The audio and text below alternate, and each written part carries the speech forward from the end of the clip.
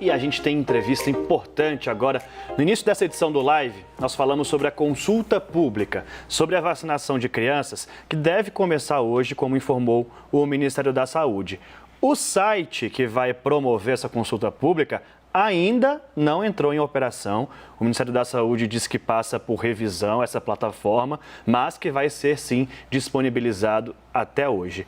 Deixa eu conversar agora com a doutora Luana Araújo, infectologista, para detalhar para você que é pai, mãe, tio, avô, que nessa época de fim de ano queria dar a vacina para o seu filho, já queria imunizar a sua criança, mas vai ter que esperar por conta dessa decisão do Ministério da Saúde, pelo menos até o início do ano que vem, dia 5 de janeiro. Doutora Luana, muito bem-vinda ao Live CNN mais uma vez. Boa tarde, Daniel. Boa tarde, Tainá. Prazer estar aqui com vocês. Para quem vai viajar, vamos começar com uma dúvida que é muito comum. Crianças, a partir de que idade precisam utilizar a máscara? Porque há uma dificuldade, né, da criança pequenininha ali conseguir respirar com a máscara. Como que é a orientação nesses casos? Daniel, você sabe que as crianças dão show na gente, né? A gente tem muito mais limitação nesse sentido do que elas. E pelo menos a gente tem acompanhado isso aí durante a pandemia. A orientação é para que todas as crianças acima de 2 anos utilizem a máscara. Abaixo disso, obviamente, é quase impossível. Mas acima de 2 anos é possível. Existem máscaras adaptadas ao tamanho do rosto das crianças, máscaras menores. E elas são fundamentais, visto que essa é a população de maior risco hoje no país, uma vez que ela não tem nenhuma proteção contra a Covid-19. E além das máscaras, doutora Luana Araújo, quais são os cuidados que os pais devem ter? Quais são os lugares onde essas crianças também devem estar com as máscaras? Cuidados com aglomeração? O que você indica para esses pais que vão viajar com os filhos agora no final do ano?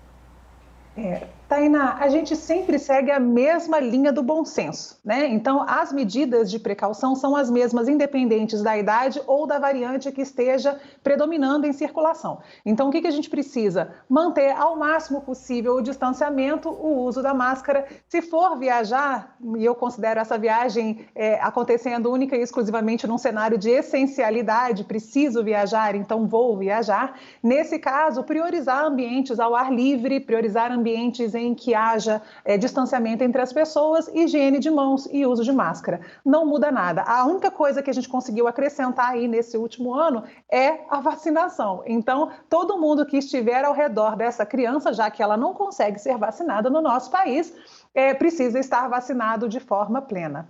Já vai chegar lá nesse assunto da vacinação das crianças. A gente vai informar primeiro os pais de como proteger os pequenos e até quem vai ter contato. Por exemplo, a senhora detalhou agora no finalzinho sobre o contato. Mas amanhã, todo mundo reunido em casa, esse ano já vai permitir um pouquinho mais de pessoas naquela reunião da ceia de Natal. Qual a orientação para o vovô, para a vovó, com o neto que está doido para dar aquele abraço na hora do presente? Ou Papai Noel, o tio fantasiado de Papai Noel? Opa, contei um segredo aqui para quem é criança que estiver assistindo. Como que é a orientação, doutora? Daniel, não te trago mais, hein? Não, olha, é o seguinte, né? A gente mantém de novo esse mesmo raciocínio nesse momento, então, adaptado a essas reuniões, né? Então, se você for fazer alguma coisa dentro de casa ou num ambiente fechado, tentar mantê-lo mais ventilado naturalmente possível. Então, abrir todas as janelas. Se você ou qualquer pessoa dessa festa, dessa comemoração, que deve ser a menor possível também, não estiver comendo ou bebendo, deve estar usando máscara e distanciado dentro desse ambiente. Lembro as pessoas também que a gente não está lidando só com Covid nesse momento, né? Vários locais do país estão com uma epidemia concomitante de influenza, que tem as mesmas medidas de precaução compartilhadas aí com a Covid. Então, na hora que você usa essas medidas, você defende aos seus familiares dessas duas doenças de uma vez só. Então, a ideia sempre é essa, manter o ambiente o mais ventilado possível, fazer uma comemoração com o mínimo de pessoas que você puder, usar máscara enquanto não estiver comendo ou bebendo e lembrar que o contato de maior risco dentro desse contexto de pandemia é aquele contato que que é um pouco mais prolongado, sem proteção e sem distanciamento, né? Então, a gente fala aí de uma maneira geral em 15 minutos não consecutivos em 24 horas. Quer dizer, se eu estiver próximo a alguém agora sem proteção, sem máscara e uma dessas pessoas estiver contaminada, se eu ficar 2 minutos agora e ficar mais 7 daqui a pouco e mais 4 daqui a 2 horas, esse já é considerado aí, né, um comportamento de risco para o contágio pela Covid-19 e também aí, né, a gente facilita a contaminação por outros vírus respiratórios. Por isso que a ideia é realmente manter o distanciamento, máscara, higiene de mãos e vacinar todo mundo que possa ser vacinado. Tem muita gente querendo conversar com a doutora Luana Araújo, tirar suas dúvidas. A gente vai para Brasília. Quem temos lá? A Basília e a Tainá. Deixa eu chamar aqui a Basília Rodrigues, que já está com a pergunta na ponta da língua. Vai, Basília, é você agora. Tainá, oi, Adjuto e também a doutora Luana, muito obrigada pela entrevista. Me chamou muita atenção o argumento utilizado mais cedo pelo ministro da Saúde, Marcelo Queiroga, para justificar uma eventual decisão do governo de não autorizar a vacinação de crianças. Ele usou evidências científicas que, de acordo com ele, mostram que não há um número relevante do caso de mortes entre crianças, então não haveria uma urgência para vaciná-las. Doutora, este é um discurso que coloca ciência versus ciência. Existem, então, muitas ciências ou uma só, a qual a gente deve seguir? Aquela que diz vacinem ou outros dados e informações que também estão sendo classificadas pelo governo como científicas, que apontam para um outro caminho, né? O da não vacinação. O ministro, ele acaba dizendo assim, não vamos vacinar porque tem poucas crianças morrendo. E não vendo a vacinação como uma prevenção, né? Vamos esperar, então, que esses dados avancem para que venha a vacinação? Qual ciência seguir? Olá, Basília. Bom, não existem múltiplas ciências, né? A ciência é uma só. Assim como também não existem múltiplos lados da ciência. Existe ciência bem feita ou mal feita, né? E ciência mal feita não é ciência, é achismo, é qualquer outra coisa nesse sentido. Essa declaração é profundamente infeliz porque ela não só não leva em consideração as evidências científicas, como ela também mostra um profundo desconhecimento dos números do próprio país. A gente tem aí mais de 2.000 crianças que faleceram nos últimos 2 anos em decorrência da Covid-19, o que significa um número maior do que todas as outras 15 doenças imunopreveníveis somadas no país. Não existe patamar aceitável de óbito de criança. Essa é a primeira coisa, não existe nível que a gente leve em consideração. Então, isso é cruel e é absolutamente desconectado da realidade. A segunda coisa, que também mostra uma ignorância profunda do sistema de saúde pública e do que significa uma pandemia, é o fato de que a Covid-19 não é uma doença que causa única e exclusivamente problemas agudos. A gente não está falando de uma doença que só mata. A gente está falando de uma doença que leva a um quadro crônico, a um quadro prolongado e algumas coisas possivelmente permanentes. E dentre essas coisas permanentes que a gente vê, só para rapidamente citar, a gente tem problemas de memória, a gente tem outros problemas neuropsicológicos, a gente tem problemas de aprendizado. Ou seja, uma vez que crianças, a princípio, como foi dito aí de forma bastante infeliz, morreriam menos proporcionalmente com relação a adultos, então condenemos toda uma geração a problemas graves de aprendizado e de desenvolvimento simplesmente porque não se quer compreender a necessidade de uma ferramenta que é utilizada pelo mundo civilizado, que é a vacinação de crianças. Então, completamente, muito difícil para quem quer que seja que tenha um mínimo de conhecimento técnico sobre o assunto, ou que, ainda que não tenha um conhecimento técnico, que tenha um mínimo de compreensão, de leitura, de compaixão, entender uma decisão desse tipo. É difícil que a gente consiga alcançar que outros interesses estejam à frente do bem comum e da saúde das pessoas, principalmente quando você fala de crianças. Então, não existe razão para esse tipo de discurso, não existe razão para uma consulta pública. Consulta pública a gente faz quando precisa participar a sociedade de uma decisão não técnica. Quando uma decisão é técnica, não existe consulta pública. O que existe é uma manobra de lentificação e burocratização de uma decisão que, de novo, no mundo civilizado, está sendo agilizada e facilitada. Tainá Farfan também tem uma pergunta para a senhora. Doutora Luana, mais uma Tainá falando aqui com você. Doutora, eu queria saber o seguinte, muitos pais têm receio em relação às reações que a vacina pode trazer nas crianças. E eu queria que você explicasse, aproveitasse esse espaço aqui para explicar se há motivo para alguma grande preocupação e quais reações uma criança pode ter depois de tomar uma vacina contra a Covid-19. Claro, Tainá, vocês vão dominar o mundo, né? O que acontece é o seguinte, olha, essa preocupação é completamente natural e esperada de todo e qualquer pai e mãe que desejam vacinar os seus filhos ou aplicar o que quer que seja, dar qualquer medicação. Então, isso a gente precisa, de fato, esclarecer. Como é que funciona? O que a gente tem visto nesse sentido? A gente tem mais de 10 milhões de crianças vacinadas no mundo. O que a gente tem de evento adverso um pouco mais preocupante seriam, eventualmente, casos de miocardite, mas que são ainda mais raros do que a gente viu em outras faixas etárias superiores a essa que a gente está conversando aí, de 5 a 11 anos de idade. O risco de desenvolver miocardite nessas crianças é igual ao risco de você ser atingido por um raio. Então, é neste nível que a gente está falando. A outra coisa é que, mesmo quando esses casos de miocardite acontecem, eles são casos extremamente leves, que não levam a nenhum tipo de problematização posterior para essa criança e que há uma recuperação completa das funções cardíacas. Muito diferente do que acontece quando essas crianças acabam adoecendo de forma grave. E aí sim, a miocardite faz parte de um quadro muito mais grave, que é uma síndrome inflamatória multissistêmica, quer dizer, inflama coração, inflama cérebro, inflamam vários outros órgãos, e nesse caso, essa é uma situação extremamente complexa e difícil de lidar em termos de sistema de saúde.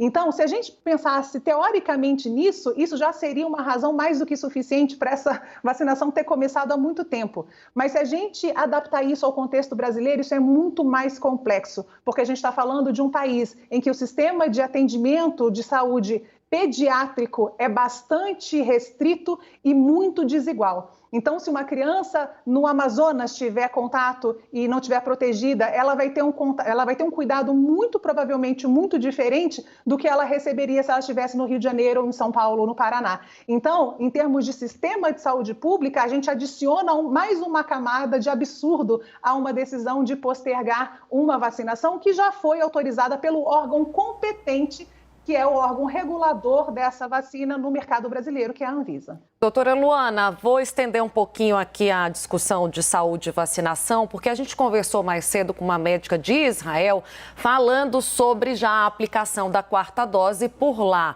O que ela explicou para a gente foi que os estudos vão começar ainda e que o comitê científico que autorizou essa 4ª dose se baseou nos números de infectados com a variante Ômicron e que já estão com 3 doses da vacina. Aqui no Brasil, o que o Ministério da Saúde anunciou foi a 4ª dose para os imunossuprimidos até agora. Mas a gente ainda fica com dúvida. É o momento de se falar em 4ª dose? O que a ciência sabe exatamente sobre a eficácia dessa dose extra até aqui?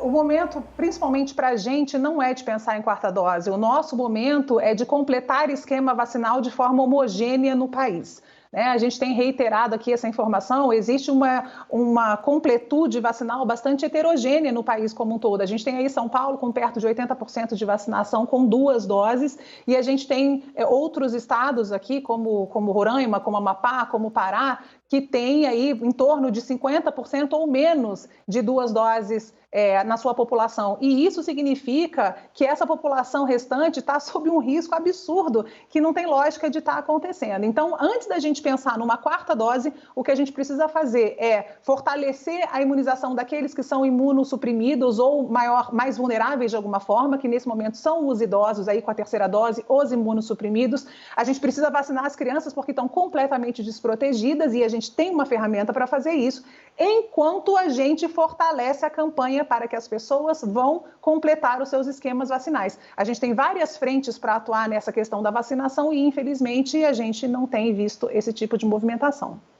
Doutora Luana, detalhando a consulta pública, gostaria que a senhora detalhasse ainda mais. A senhora bem comentou que a consulta pública é quando a sociedade é chamada a participar de uma decisão não técnica. Nesse momento dessa consulta pública, virão várias opiniões muitas delas sem qualquer base científica. O que dá para aproveitar, o que deve ser levado em conta de um processo como esse, já que ele está aí e acabou tendo a chancela também do Supremo Tribunal Federal, garantindo até pelo menos dia 5 essa burocracia, mesmo com a decisão da Anvisa? Nada é aproveitável, Daniel. Nada.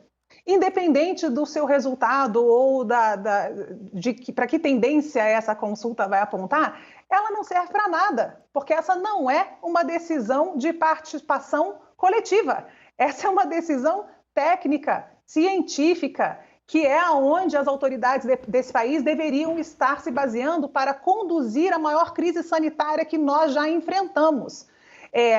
Esse adiamento em época de festas, numa situação em que a gente deveria estar adiantando a vacinação de crianças porque elas começarão aulas presenciais no ano que vem, né? A gente ainda precisa encomendar essas vacinas, embora elas estejam previstas em contrato, elas precisam ser encomendadas, elas precisam chegar, elas precisam ser distribuídas, elas precisam ser aplicadas com pelo menos 15 dias antes do início da vacinação, antes do início das aulas dessas crianças.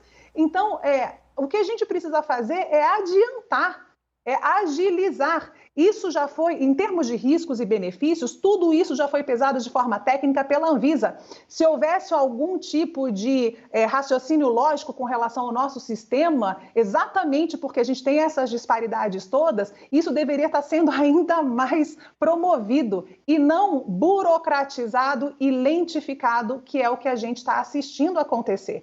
Eu espero que as pessoas que estejam em casa compreendam exatamente o que está acontecendo e tomem suas decisões baseadas nas informações que estamos vendo e guardem essas informações para um futuro próximo, porque elas serão absolutamente necessárias. Vou aproveitar para pedir que você, doutora Luana, também comente a discussão que está se seguindo no Ministério da Saúde, enquanto se aguarda a autorização ou que o site esteja pronto para receber essas opiniões de pessoas comuns, lá no Ministério tem uma discussão com especialistas sobre a obrigatoriedade da vacinação em crianças. O que é bom a gente deixar claro, e eu peço que você faça isso, não é nem assunto na Anvisa. A Anvisa aprovou a vacinação das crianças, mas a obrigatoriedade, ela não está sendo discutida, até porque a gente não consegue imaginar uma criança de 5 anos de idade indo sozinha a um posto de saúde para se vacinar. Alcoolizada, né, dirigindo, realmente deve ser uma situação bastante complexa, você receber uma criança de 5 anos com esse tipo de situação. Isso chega a ser uma piada, né? É importante que você diga de fato, né, que a gente reitere a informação de que a Anvisa, ela é um órgão técnico que julga essas informações providas pelo fabricante para que esse produto seja ou não regulado para o mercado que ela rege, no caso, o nosso mercado. Isso não tem nada a ver com a política de saúde pública que será implementada a partir da disponibilidade dessa vacina, que aí sim a gente está falando da gestão federal, que não tem a ver com a agência regulatória. Agora, a questão de obrigatoriedade da vacinação em si, ela é até secundária. Primeiro, a gente precisa que essa vacina esteja disponível para as pessoas. Eu tenho certeza que pais e mães, né, que estão tão acostumados a vacinar seus filhos com todas as vacinas que estão disponíveis no calendário vacinal e que estão entendendo o que está acontecendo, que tem suas limitações diárias pelo fato das crianças não estarem vacinadas e que têm cada vez mais acesso à informação, vão aderir à campanha de vacinação e vão promover essa proteção para os seus filhos. Agora, a ideia de que também foi aventada, de que seria necessário uma autorização dos pais ou então uma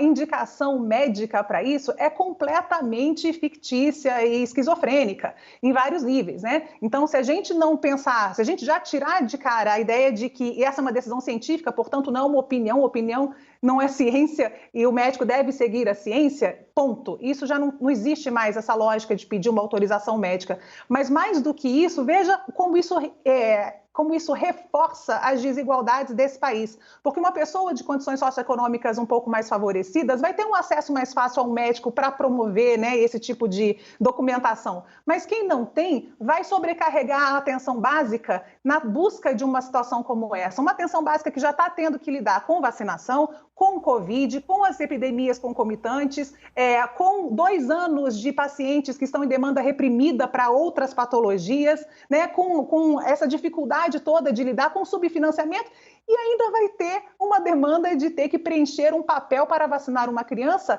cuja indicação é absolutamente ampla e cujo produto já foi aprovado pela agência regulatória. Então, ela não tem o menor conexão com a realidade. É trágico que a gente esteja discutindo esse tipo de coisa nesse momento, mais uma vez. Doutora Luana Araújo, muito obrigado pela entrevista aqui no Live CNN. Aproveito para dar os desejos de boas festas para a senhora agora. Boa passagem de ano. Para todos nós, Daniel, Tainá, um abraço a vocês e que 2022 seja um pouco mais leve. Para nós. Obrigada, doutora Luana Araújo.